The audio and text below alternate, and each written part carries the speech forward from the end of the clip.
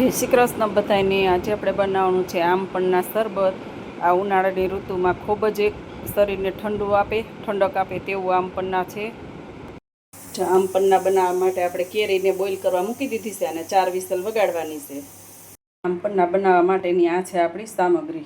આ છે બોઇલ કરેલી કેરી છે એક, પછી ફોદીનો છે, પછી કાળા મરીનો પાવડર છે, આપણે ખાંડ છે દરેલી, હંચર પાવડર છે અને સ્વાદ મુજબ મીઠું છે। તો ચાલો શરૂ કરીએ। આપણે બોઇલ કરીને લઈ લીધા છે। હવે આપણે મિક્સર જારમાં લઈ એમાં આપણે બધું અંદર મિક્સ કરી દઈએ। એમાં આપણે ફોદીનો ઉમેરી દઈએ। હવે આને આપણે પીસવાનું છે, એકદમ સરસ પેસ્ટ બનાવવાની છે।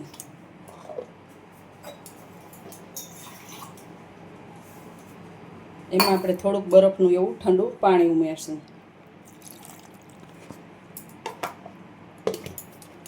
પેસ્ટ બનીને તૈયાર થઈ ગઈ છે।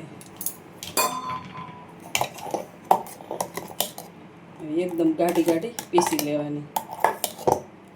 આને આપણે એક બાઉલમાં ગાળી લઈએ।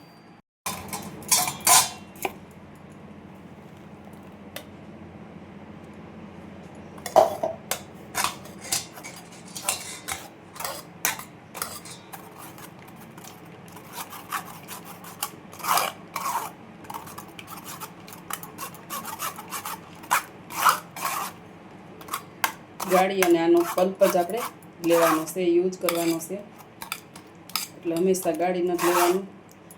આપણે છાલ હોતી જ બાફવા મૂકી દીધી હતી। 4 સીટી થાય ત્યાં સુધી આખી કેરી બફાવા દીધી હતી।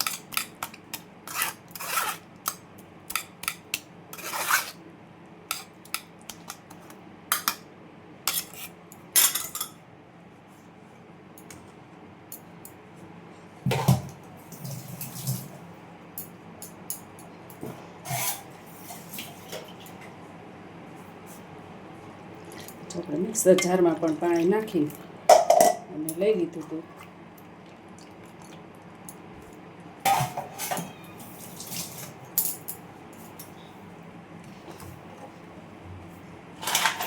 આની અંદર આપણે થોડાક એવા બરફના ટુકડા ઉમેરી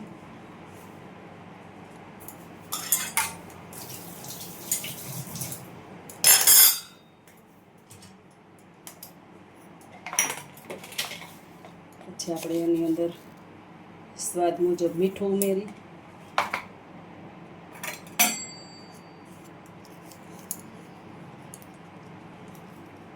સ્વાદ મુજબ સંચળ પાવડર ઉમેરી દઈ। આપણે દરેલી કે અધકચરી ખાંડ હતી એ ઉમેરી દઈ। આની અંદર આપણે 5 ચમચી કાળા મરીનો પાવડર ઉમેરી દઈ અને મિક્સ કરી દઈ।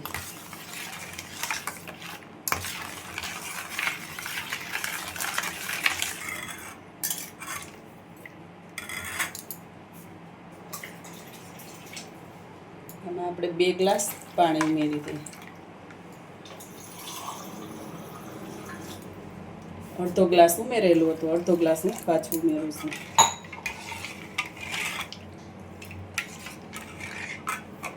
જો આપણે બહાર ગયા હોય અને તડકો લાગ્યો હોય તો ઘરે આવી ત્યારે આવો 1 ગ્લાસ આપણને મળી જાય ને તો મોજ પડી જાય એવું આ આમપન્ના બને।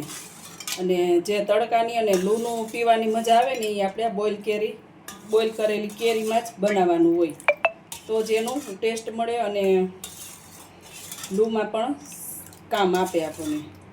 અને જો રેગ્યુલર તમારે પીવું હોય તો કાચી કેરીનું પણ કરીને પીવાય, એ શરબત બને આપણે। અને આ બોઇલ કરેલી કેરીમાં કરવાનું।